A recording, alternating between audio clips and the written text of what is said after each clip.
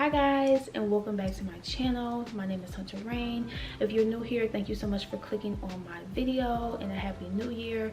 If you're not new here, hey girl, I know it's been a long time no see, but I'm getting my life together. It's officially the new year, and I am banking on the fact that we're going to be able to be very consistent. We have gotten the formalities out of the way.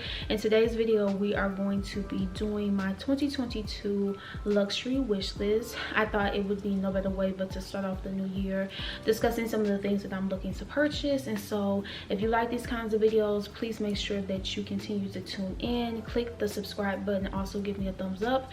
My plan is to try to upload once a week every Sunday, so I will be here next Sunday and the Sundays after that with a new video to it. I know many of you are accustomed to watching luxury wish list videos, and sometimes I feel like they're a little redundant, but then other times I feel like they're good to share because it gives kind of like not only myself but then also you guys something to go based off of. So when I'm sharing pieces as the year goes on, we're able to kind of connect over things that I mentioned in this video.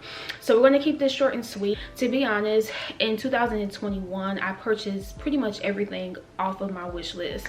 I got so many things and I'm so blessed, and I got more than what I thought I would be able to, so that's always a good thing. But with that being said, I'm not interested in buying as much in 2022 as I did last year.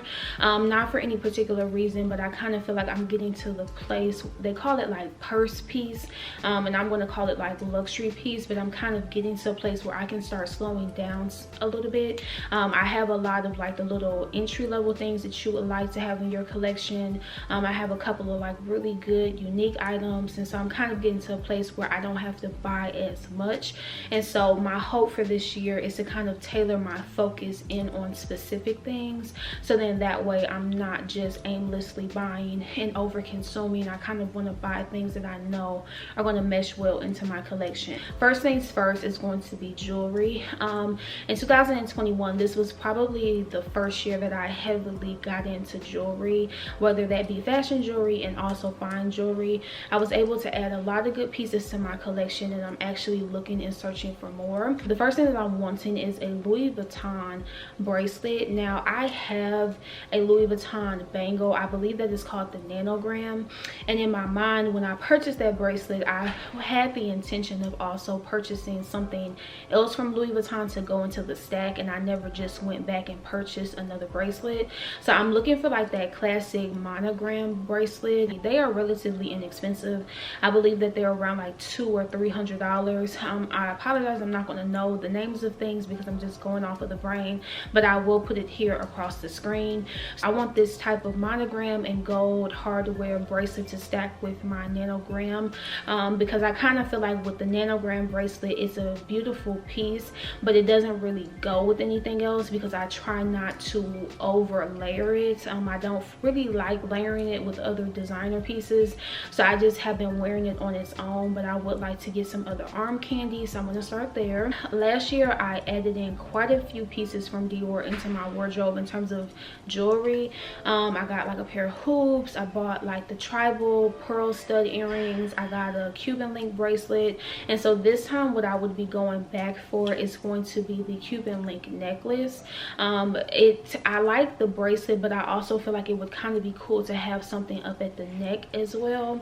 It's just one of those things where I kind of dress a little bit basic, so I feel like having the Cuban link at my neckline would be to my advantage, and I want that necklace. I want the necklace so much so that I'm almost willing to sell the bracelet just so that I can get the necklace. It's not that I don't care for the bracelet, but I just kind of feel like the necklace may serve me in a better purpose. The only thing is that I do have like a Cuban link-esque inspired necklace now, but it's just not that traditional like link chain that you see, so I'm considering that. I'm not 100% sold just yet. I think that I may be able to make it work with my bracelet, but if I had the opportunity to go into Dior and getting any more jewelry, it would be that necklace. Also, sidebar, another thing that I'm wanting from Dior as well is the silk scarf. I would really like to have like one of the really big silk scarves that I can tie on my head, that I could wrap around the bag, because I do have my Lady Dior. So that's something that I would also be interested in as well. But for the fashion jewelry sake, I think that I would love to have one of the little Cuban link necklaces. It has the CD in the middle and then the chain on the side. You guys can see I do have on a pair of Chanel earrings, drop crystal earrings right now. And originally when I went in to purchase the crystal earrings, I had seen the button earrings, but again, I had added these crystal earrings to my wish list, and so I tried to stick to my wish list.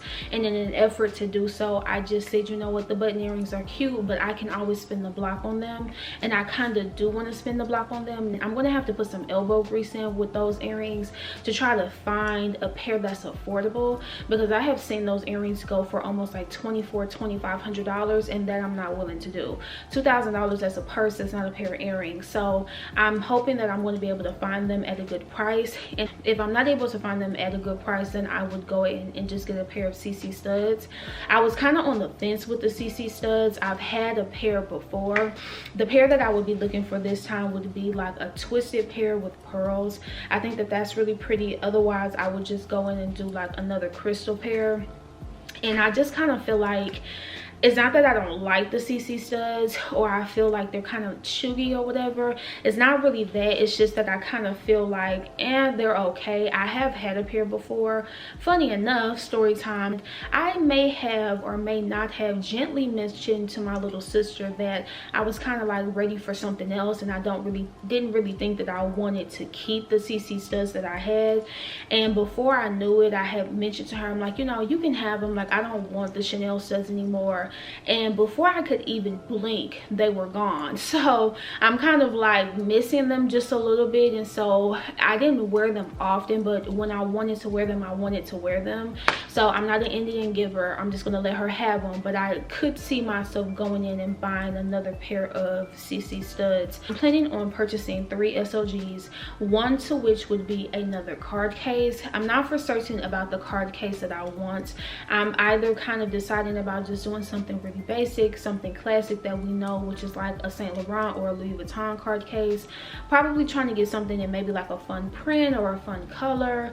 Otherwise, if I didn't go that route, I don't know what I would buy. Honestly, I don't really know what other brand I would get a card case from. I saw a beautiful study card case by Valentino. I tend to like my wallets and things to be a little bit of a brighter color, so I'm always searching for like colored card cases or colored wallets.